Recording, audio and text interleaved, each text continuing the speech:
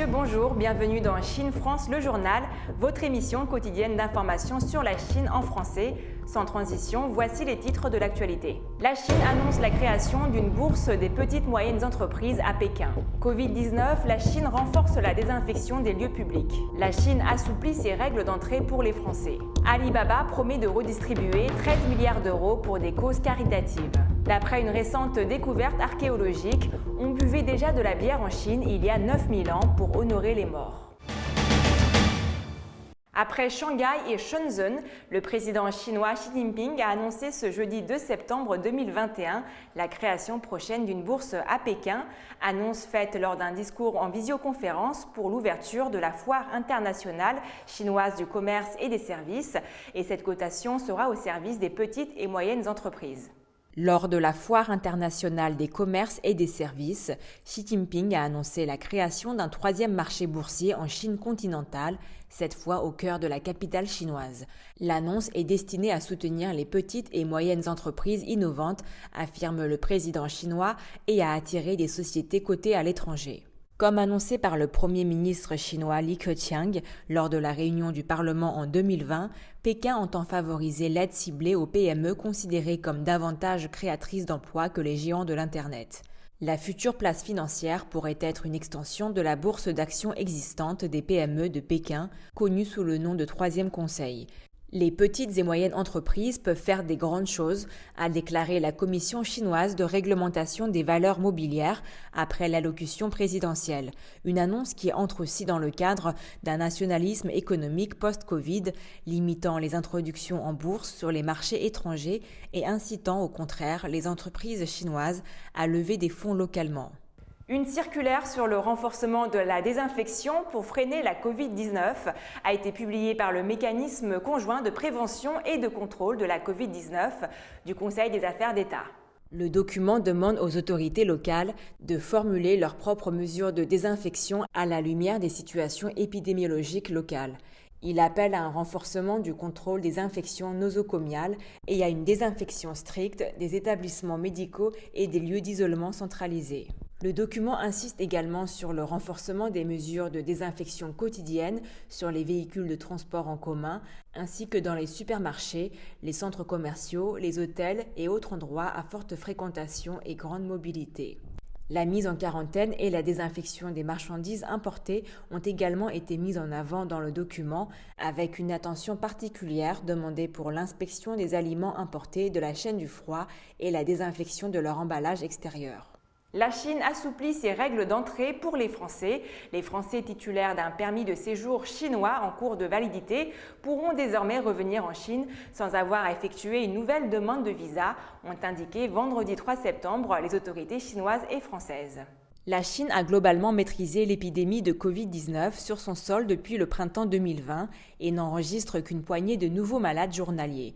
Il s'inquiète toutefois d'une importation du virus via les voyageurs arrivant de l'étranger. La Chine limite ainsi drastiquement depuis l'an passé le nombre de liaisons aériennes internationales. Depuis novembre, elle suspendait même l'entrée sur son territoire des Français titulaires de permis de séjour en cours de validité. Toute personne qui désirait se rendre en Chine devait refaire une demande de visa auprès des autorités chinoises, mais ceci n'était délivré qu'au compte-gouttes et à un faible nombre de candidats. Les Français titulaires d'un permis de séjour chinois en cours de validité peuvent désormais revenir en Chine sans au préalable effectuer une demande de visa, a indiqué vendredi l'ambassade de France en Chine. La levée de cette mesure a été annoncée par les autorités chinoises compétentes à compter du 2 septembre 2021, a-t-elle souligné dans un courriel, mettant cette avancée au crédit de la mobilisation constante des autorités françaises. L'assouplissement concerne les titulaires d'une carte de résident permanent, carte verte, ou d'un permis de séjour de travail, d'affaires personnelles ou de regroupement familial, a précisé l'ambassade de Chine à Paris. Les voyageurs désirant se rendre en Chine en avion depuis ou via la France restent tenus de fournir les résultats négatifs d'un test PCR et d'un test sérologique réalisé dans les 2 jours avant l'embarquement. Malgré l'assouplissement annoncé vendredi, ceux dont le permis de séjour est déjà arrivé à expiration, comme c'est le cas de nombreux Français, devraient rester bloqués. Le président Xi Jinping a appelé fin août les entreprises et les Chinois les plus riches à davantage contribuer à la prospérité commune. Alibaba, le géant de l'e-commerce, a annoncé vouloir investir dans les domaines de l'innovation technologique, des PME ou encore du bien-être des travailleurs précaires. Le géant chinois du commerce en ligne Alibaba a vu ses actions plonger vendredi après sa promesse d'investir 100 milliards de yuans, soit 13 milliards d'euros, dans des causes caritatives en réponse à l'appel du président Xi Jinping. Le chef d'État avait appelé courant août les plus fortunés de ses compatriotes à œuvrer davantage à la prospérité commune.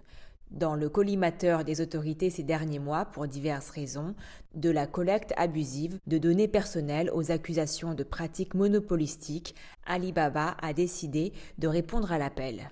Le groupe est impatient d'apporter sa contribution à la réalisation de la prospérité commune, a déclaré dans un communiqué Daniel Zhang, le PDG d'Alibaba. Le géant de l'e-commerce a annoncé vouloir investir dans les domaines de l'innovation technologique, des PME ou encore du bien-être des travailleurs précaires. Des archéologues ont découvert des artefacts en Chine utilisés pour servir de la bière il y a de cela 9000 ans. Il semblerait que cette boisson n'était à l'époque pas utilisée à des fins festives. Comme il le révèle dans une étude publiée dans la revue PLOS One, des archéologues ont découvert la preuve que l'on buvait de la bière en Chine il y a de cela 9000 ans.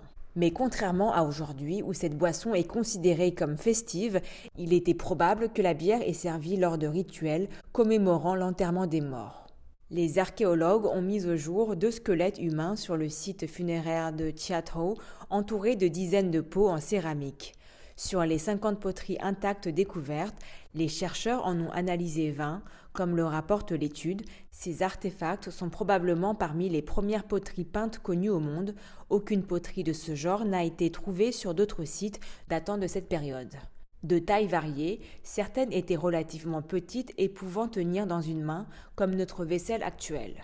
Afin d'établir ce que contenaient ces poteries, les scientifiques ont analysé des échantillons de résidus fossilisés provenant des récipients ainsi que des échantillons de sol. Ils ont identifié des résidus correspondant à la fermentation de la bière qui ne se trouvent pas naturellement dans le sol ou dans d'autres artefacts à moins qu'ils n'aient contenu de l'alcool. Les poteries contenant la bière ayant été retrouvées dans une zone non résidentielle près de sépultures, les archéologues en ont déduit que la boisson était utilisée pour des rites funéraires.